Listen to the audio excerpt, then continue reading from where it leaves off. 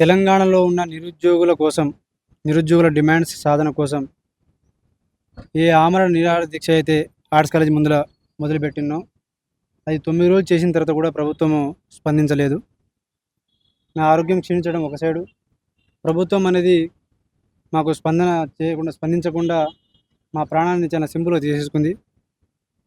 ఆ 9 రోజులు నేను నరకయాతన అనుభవించిన. ఒక అగ్ని ఒక నిప్పు కణికల మీద నేను కూర్చొని ఒక యజ్ఞం చేసినట్టు చేసిన. ఓపిక పట్టిన. అక్కడి నుంచి బయటకొచ్చి ఇంక వీళ్ళకు మరో యుద్ధం ప్రకటించాలని చెప్పేసి ఈ ప్రభుత్వం ఎందుకు దిగిరాదో, మా డిమాండ్ ఎందుకు నెరవేర్చదో, ఎందుకు కిందకి దిగిరాదో అని చెప్పేసి ఒక ఛాలెంజ్ తీసుకున్నాం. బయటకొచ్చి నిన్న సిటీ సెంట్రల్ లైబ్రరీలో నిరుద్యోగుల మిత్రులతో మాట్లాడడం జరిగింది. అక్కడి నుంచి ఇప్పుడు నేరుగా ఇక్కడ వస్తున్నా.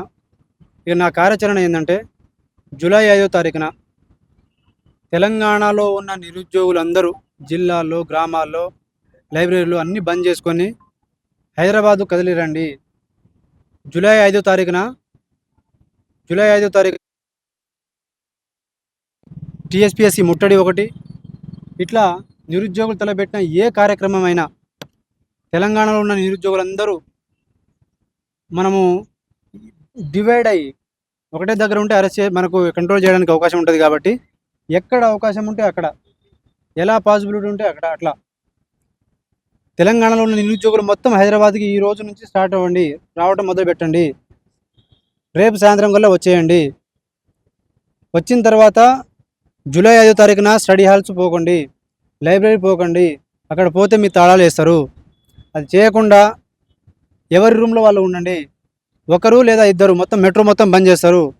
ఆ మెట్రో దారిలో పోకుండా ర్యాపిడోలు బుక్ చేసుకొని ఒకరు లేదా ఇద్దరు లేదా ముగ్గురు, అంతకుమించి గుంపులుగా కాకుండా మీకు ఏ ప్రోగ్రాం, తెలంగాణ నిరుద్యోగ మార్చ్ 30 లక్షలతో మేము అనుకుంటున్నాం. దానికి మద్దతుగా దాంతోపాటు టీఎస్పీఎస్సీ ముట్టడి ఉంది. టీఎస్పీఎస్సీ ముట్టడి, తెలంగాణ నిరుద్యోగ మార్చి, రెండిట్లో నిరుద్యోగులకు ఏ ఆప్షన్ కరెక్ట్ ఉంటే ఆ ఆప్షన్, ఏ అవకాశం ఉంటే ఆ అవకాశం, ఏ వేదిక కరెక్ట్ అనిపిస్తే ఆ వేదిక, ఈ రెండు అవసరమైతే రెండిట్లో పార్టిసిపేట్ చేసినా, ఎట్లా ఫీజిబిలిటీ ఎట్లా ఉన్నా కూడా మీరు పార్టిసిపేట్ చేయాలి. మనం పోరాటం ఈ యొక్క ఉద్యమానికి మనం ముందుకు పోవాలి. దీంట్లో మనం అందరం పాల్గొన్నప్పుడు ఈ పాల్గొనడం కోసం దీనికి మేము మద్దతుగా అన్ని పార్టీలను కలవడం మొదలు పెడుతున్నాం.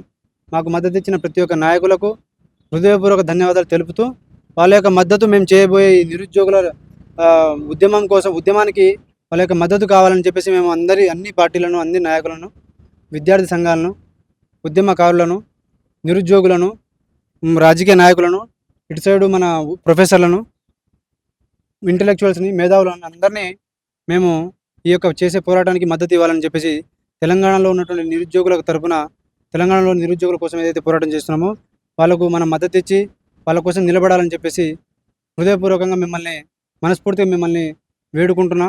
మిమ్మల్ని మీ యొక్క సపోర్ట్ ఉండాలని, మీ మద్దతు ఉండాలని చెప్పేసి కోరుకుంటున్నా. దాంతోపాటు బల్మూరి వెంకట్ గారు నేను హాస్పిటల్లో ఉన్నప్పుడు పరామర్శ చేయడానికి వచ్చినప్పుడు ఆయన గ్రూప్ 2, గ్రూప్ 3 పోస్టులు ఇస్తా అంటే నేను వద్దనని చెప్పేసి ఏదో ప్రచారం చేసుకుంటున్నట. నువ్వు గ్రూప్ 2, గ్రూప్ 3 పోస్టులు నువ్వు జియోతో వస్తే నేను దాన్ని వద్దంటున్నా. నేను ఆర్టీసీ ఉద్యోగాలు ఇచ్చినారు, నిన్న ఏదో నోటిఫికేషన్ ఇచ్చినారు, దాన్ని వద్దనా నేను? గ్రూప్ 2, గ్రూప్ 3 ఇస్తే నేను వద్దంటున్నా.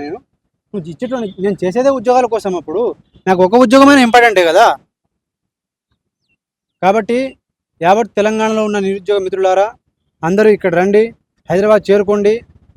దగ్గర ఉన్న వాళ్ళకి 500 రూపాయలు ఖర్చు అవుతుంది, దూరం ఉన్న వాళ్ళకి 1000 రూపాయలు ఖర్చు అవుతుంది. ఒక బలమైన కార్యాచరణలో పాల్గొనండి. మనం 30 లక్షల మందితో హైదరాబాద్ మొత్తం నిండిపోవాలి. హలో నిరుద్యోగి, చలో హైదరాబాద్, చలో టీఎస్పీఎస్సీ ముట్టడి, చలో తెలంగాణ నిరుద్యోగ మార్చ్. మనము ఎక్కడ అంటే ట్యాంక్ బండ్ వేదికగా అంబేద్కర్ గారి స్టాచ్యూ దగ్గర నుంచి తెలంగాణ నిరుద్యోగ మార్చ్ అనేది మొదలు పెడుతున్నాం. అక్కడ మొదలు పెడతారు, టీఎస్పీఎస్సీ ముట్టడి చేస్తారు. ఇంకో విషయం, నా దగ్గర 9వ రోజు కాగానే 8వ రోజు నైట్ నుంచి, 8వ రోజు అంటే 7వ తారీఖు సాయంత్రం నైట్ నుంచి నా ఫోన్ తీసుకున్నారు.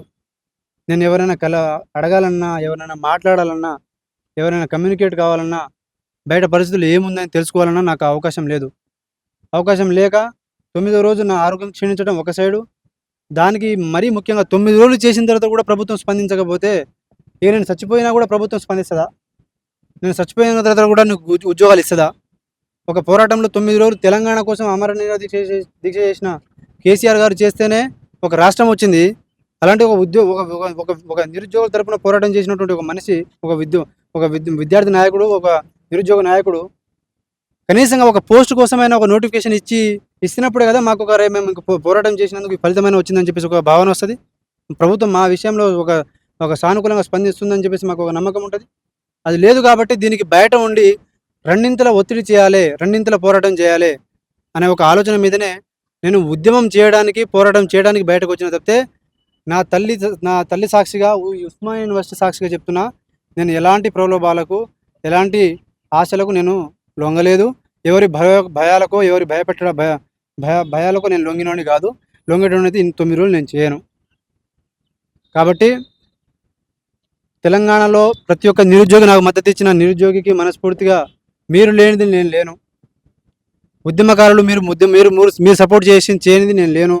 నేను ఎంత కష్టపడ్డానో నాకంటే 100 రెట్లు కష్టపడింది మీరు. మోతిలాల్ అనేటోడు చిన్న ప్రయత్నం అనేది చేసిండు.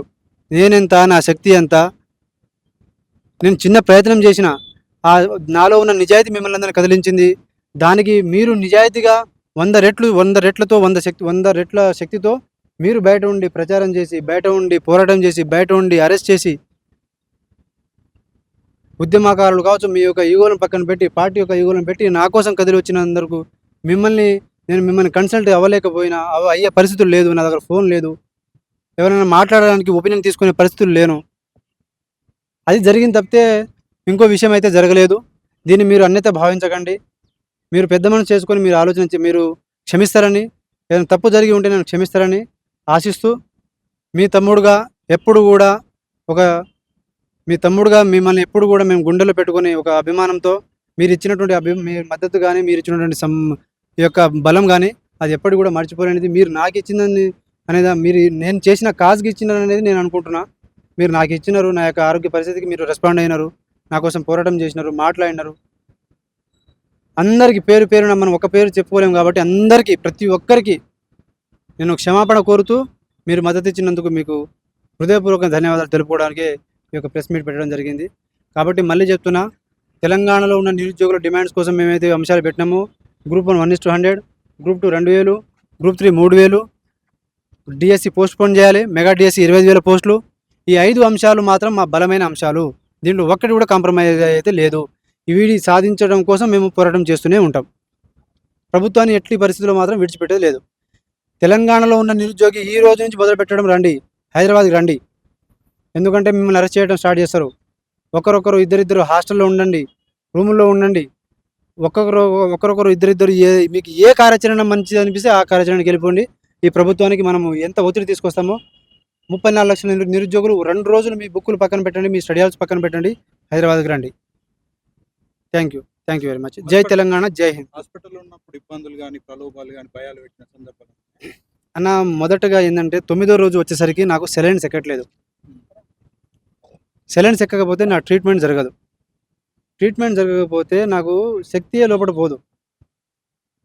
శక్తి లోపల పోయినప్పుడు నేను ఆ ఆమరణ నిరాహార దీక్ష ఎట్లా కొనసాగిస్తా? నాకు శక్తి లేనప్పుడు నేను ఎట్లా? నీరసం అయిపోయి మనం రకరకాలుగా రక్తాలు తీసి గుచ్చి అది ఎంత నరకయాతన ఉంటుందో అంత నరకయాతన జరిగింది. ఒకరు భయపడడానికి, ఇప్పుడు ఒకరు 2 కోట్లు అన్నారు, 1 కోటి అన్నారు. ఒకరేమో ఒక గ్రూప్ 1 ఉద్యోగం అన్నారు. ఎందుకు గ్రూప్ 1 ఉద్యోగము 1 కోటి రూపాయలు మళ్ళీ ఉద్యమం చేయడానికి ఇస్తారా? ఎవరైనా ఉద్యమం చేయడానికి ఇస్తారా? 30 లక్షల మంది నిరుద్యోగుల మార్చి మేము నిరుద్యోగుల మార్చ్ అనేది మేము ప్రకటిస్తున్నాం ఈ వేదిక నుంచి. నిరుద్యోగుల మార్చ్ జూలై 5వ తారీఖున నిరుద్యోగ మార్చ్ ట్యాంక్ బండి వేదికగా 30 లక్షల మంది నిరుద్యోగులతో మేము కార్యాచరణ మొదలు పెడుతున్నాము. ఎవరన్నారు 1 కోటి రూపాయలు గ్రూప్ 1 ఉద్యోగం బయట వస్తుంది కదా. ఇప్పుడు ఆ రోజు నైట్ మీరు బయట ప్రచారం జరుగుతుంది కదా. ఆ రోజు నైట్ 6 సభ్యులు వచ్చినారు, రేవంత్ రెడ్డి పంపించినారు. మరి గాంధీ హాస్పిటల్ అన్ని రిపోర్ట్స్ ఉన్నాయి, గాంధీ హాస్పిటల్లో సీసీ కెమెరాలు ఉన్నాయి, తీయండి, చెక్ చేసుకోండి వాళ్ళు ఎప్పుడు వచ్చినారు, ఎవరు వచ్చినారు.